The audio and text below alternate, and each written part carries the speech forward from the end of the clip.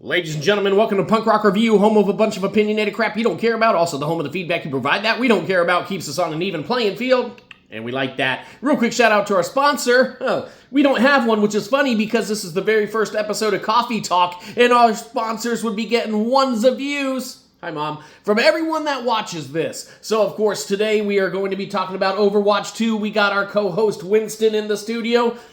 Winston reporting. That's right, Winston is here. And so, let me ask you this, Winston. If there was one problem, hold on, coffee talk after all. If there was one problem plaguing Overwatch 2 right now, a problem plaguing Overwatch 2 right now, what do you think it would be in your opinion? Well, in my opinion, I think that the biggest problem plaguing Overwatch 2... Yeah, go on. ...is gonna be the fact that there is no indicator around the payload on any of the escort maps. Yeah, and the escort maps, that's the one where your team is either on attack or defense, and you have to stay around a payload as it moves through the map. Is that correct? Yes, that's entirely correct. And so, what? Go on. What's the problem with that, kind of game mode or whatever? Well, as I was saying, the problem with the game mode is the fact that, it has no indicator around the payload. So if you are in a situation where there's an overtime or anything like that... And overtime, that's when, kind of the time on the map runs out and such, as far as the game mode itself, and then it pushes it into extra time during the, kind of game mode? Yeah, that's entirely correct. It gives you extra time in order to either achieve an objective or to win or lose the game. Okay, and obviously that's the objective is to obviously win the game, but, it results in a win or a loss. Yes, that's entirely correct. And it results in a win or loss, and this, of course, the biggest problem that is a must patch, must fix now. And that's like immediately the developers and whatnot should get on it and put something like that out. Yes, exactly. This needs to be fixed immediately. They need to put an indicator, maybe only in overtime and stuff like that, of the exact perimeter around the payload in which you can be. Okay, and so you're saying right now there's no indicator. So the payload's here, you're in overtime, and your guy's here, and it's going, and then you step out of a boundary that you are unaware of? Yes, it needs a fucking boundary. Okay, I agree, because we have dabbled in Overwatch ourselves, Overwatch 2, and, it is a problem for us in that game mode as well now that you kind of bring it to light and attention. And it is a, kind of thing that needs to be patched, needs to be fixed immediately, because you can't enjoy the game mode, as it is when it hits those overtime, situations and scenarios.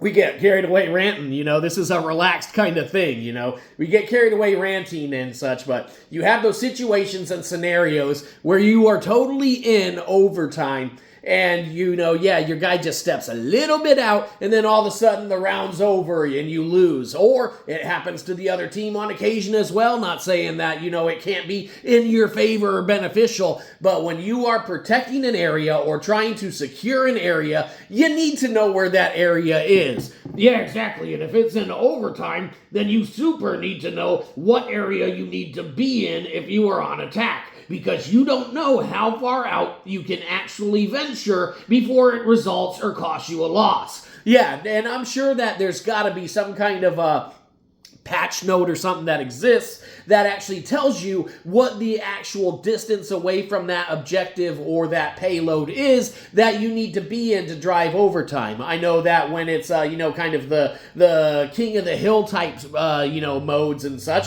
they do have an indicator around the area that you need to secure or defend. Yes, and all we're saying is that we need one of those in the map modes when you are pushing a payload across a map, because if you run out of time and you hit those scenarios where you do hit in overtime, you need to know what exactly the perimeter is. Okay, and so you're saying if it's just written somewhere like, say, for instance, Moira's damage beam goes X amount of meters in the game and stuff like that, and that's written somewhere and you kind of just got a feel for it, you need an actual indicator because it's an objective that you're trying to either secure, defend, push, or, whatever. Yes, that's entirely true. It needs to be patched immediately, and it is a huge problem. Yeah, so you're telling me that if they were to get rid of the problem, patch it out, that it would go back to hunky-dory?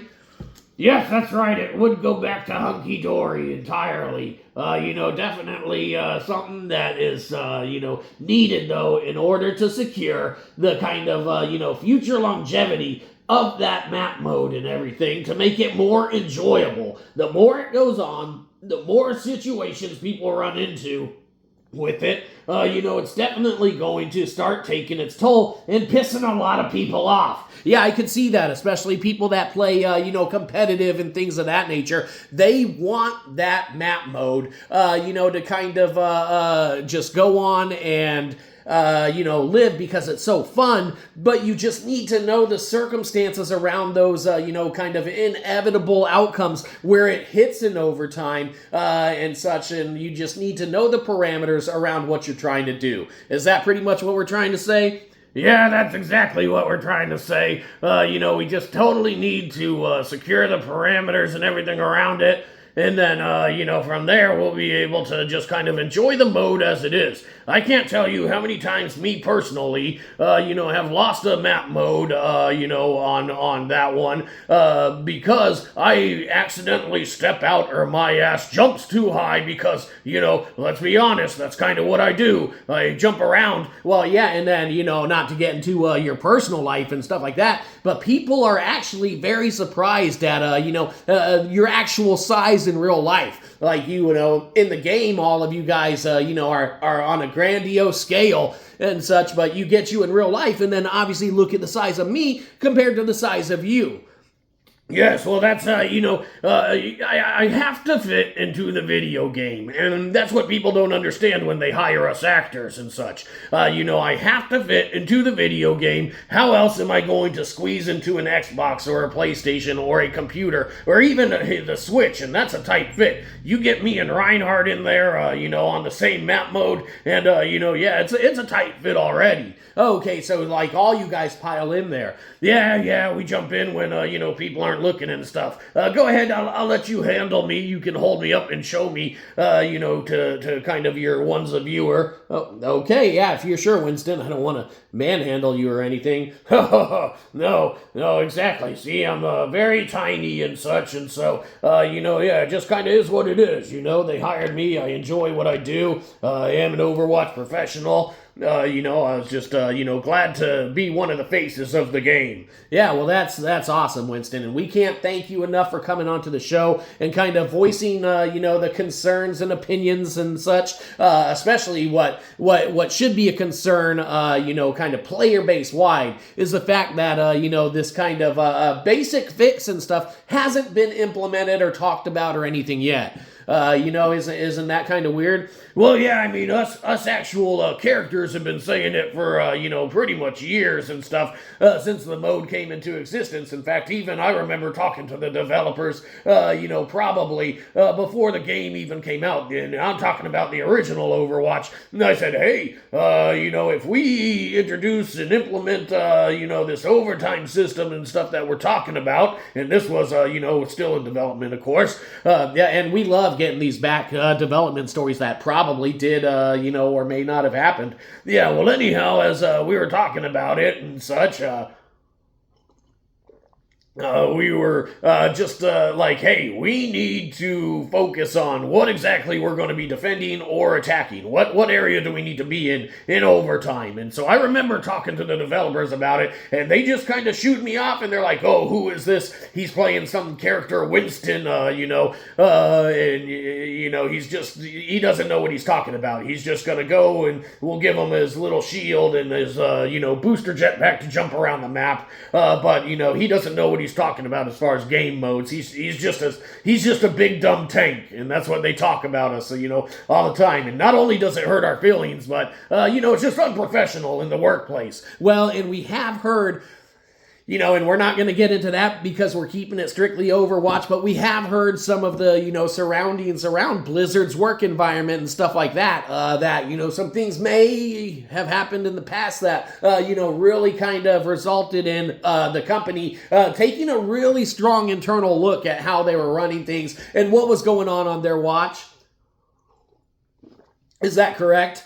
Yeah, well, like you said, we don't want to get into it here. That's an entirely different show. I actually, I signed an NDA because, I worked very closely with a lot of folks and such. And, some of us, first, round, this is before all of the new characters and stuff. So, like, Ramatra never had to deal with this or anything. Sojourn, she wasn't here and whatnot. I think that she would have put a stop to it, honestly, if she was in the offices at that time. But there was a lot of, kind of stuff going on in the background, but yeah, that's a story for another time. Yeah, we couldn't agree more. Definitely a story for another time. The main thing, talking about Overwatch 2's problem, which, definitely is a problem, all they have to do to fix it, though, and that's what's so great about what the state and condition this game is in, is actually in. Because talk about like a simple fix to make, everything just more enjoyable and better for the people that,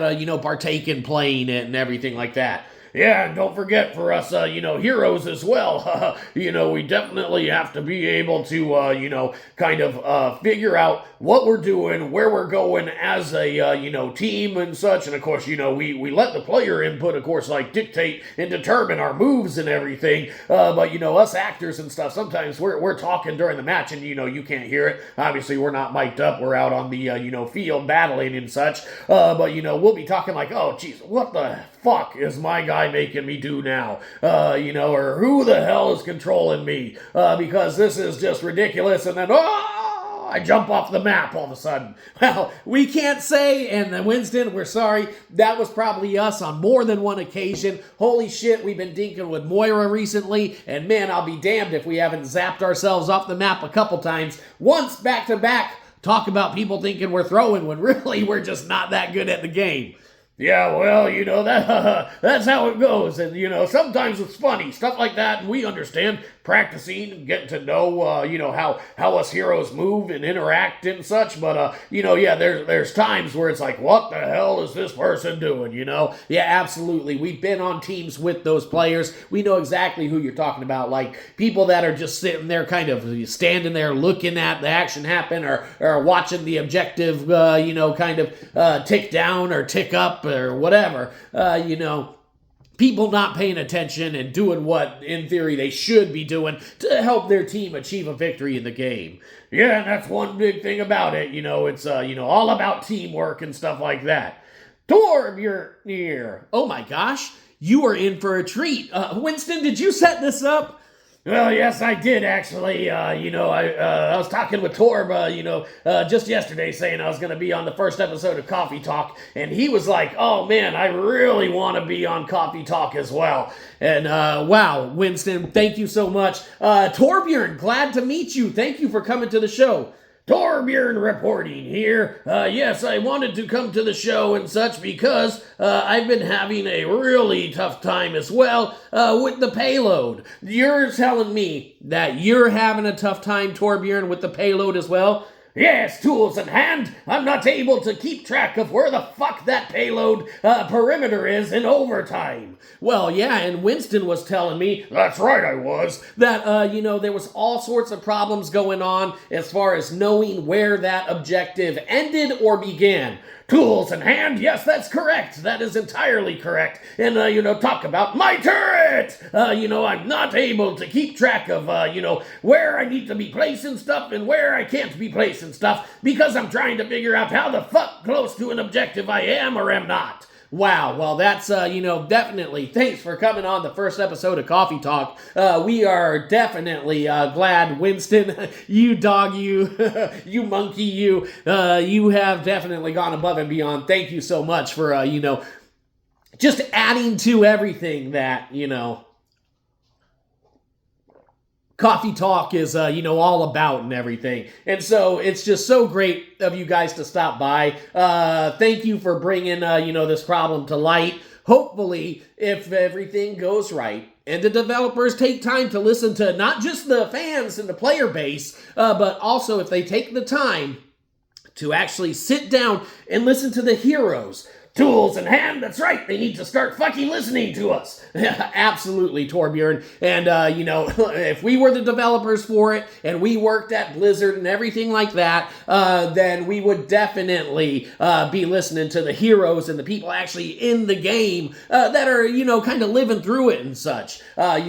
Yes, that's entirely true. We hear all of the, people talking and stuff in their headsets and stuff like that because, while, you guys can't hear us talking on the actual game modes and maps, we are definitely, talking and whatnot, but we can hear you. And so, definitely, there are some frustrated players when that overtime hits and people either win or lose the game. There's either, hardcore celebration, mainly from the winning team, but the losing team, if they were close to the objective, like super close, and I'm talking about minuscule, amounts, like to where they could touch the shit if they just hopped once. There's an issue with not knowing where that perimeter is. Yeah, Winston, and you voiced it perfectly. Hopefully the developers will listen to, like we said, not only the fans, but also the heroes that are out there. You guys are the real heroes. You make it possible for us to, play the game. Well, keep in mind, we're just actors. Tools in hand, yes, we are just actors. Well, Torbjorn, Winston, thank you so much for stopping by the first episode of Coffee Talk. It was a blast. Winston, I can't believe you set this up. Tools in hand? Yes, he asked me the other day.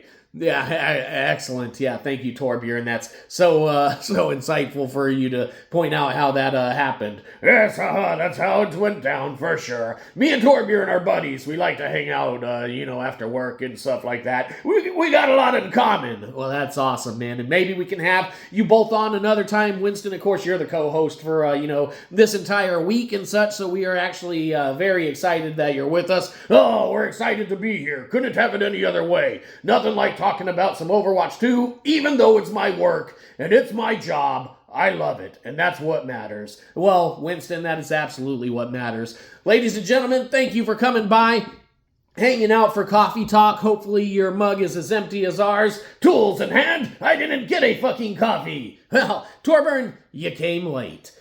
Have a good one, you probably didn't. We'll catch you next time. Probably won't.